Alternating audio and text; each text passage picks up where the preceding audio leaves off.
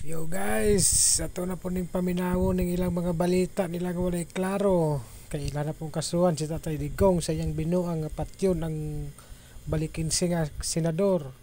Gahuro-huro si Congressman Adyong, nagpa-press conference pa si Congressman Adyong o si Congressman Gutierrez.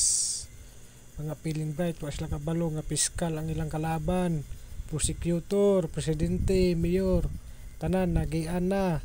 Ngawat og manok pod siguro. Tatay Digong pa inyong kalabanon nga kamo ang inyong mga kauban lang kana rang mga politiko nga kawatan. Si Tatay Digong ang iyang kauban kampanya kay katawhan binuang ra nga iyaha pero inyo ang gitinuod. Samar na sa ingon nga tarungan na dra kay patyon ta karon ingon na ra binuang binisaya na siya.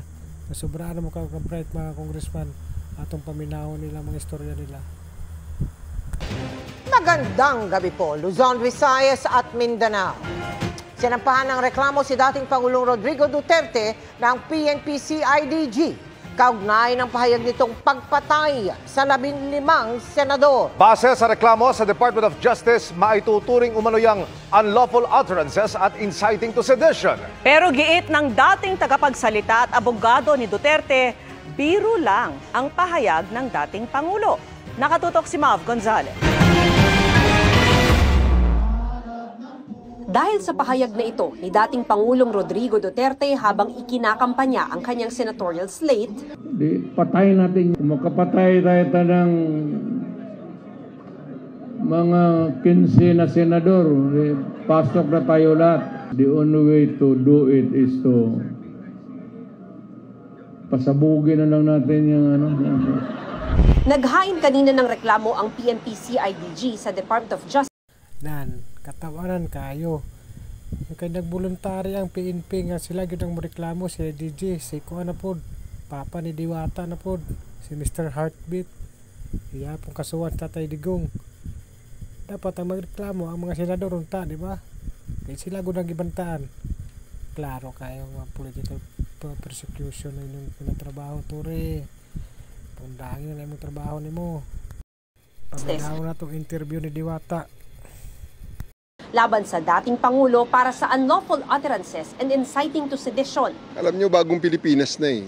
Hindi na pwede yung ganung mga statements na kinaumagahan, joke only na lang. Tugon ng... Oh, di ba, Tore?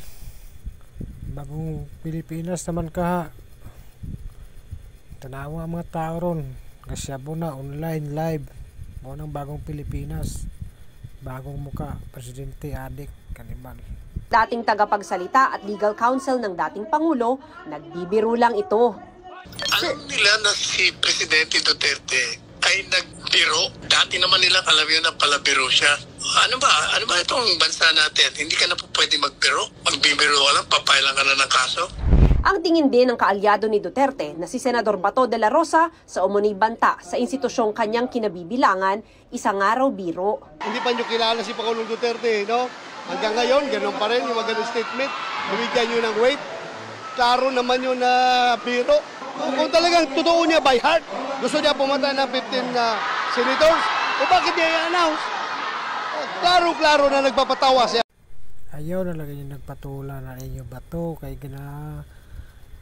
panalipdan lang nila ng bycam report. Wala pa sila katubag sa wala pa sila katubag sa gihatag nga deadline sila sa Supreme Court. Biro rin ang basa ni Senate President Pro Tempore Jinggoy Estrada sa sinabi ng dating Pangulo, kaya non-issue raw ito. Paniwala naman ni Senador Bong Revilla, bulaklak lang ito ng bibig at ganun daw talaga magsalita ang dating Pangulo. Oh, di ba? Mga senador na nagasulti ana. Nga joke lang to sa ila, wala lagi take kong personal. Pero ang mga ang pulis, si IDG, congressman atat kayo. Tanawan yung naunin sa Hontiveros overacting kang animal. Huwag pa siga pa siyang ilong. Sabi naman ni Senador Risa Hontiveros, ano daw?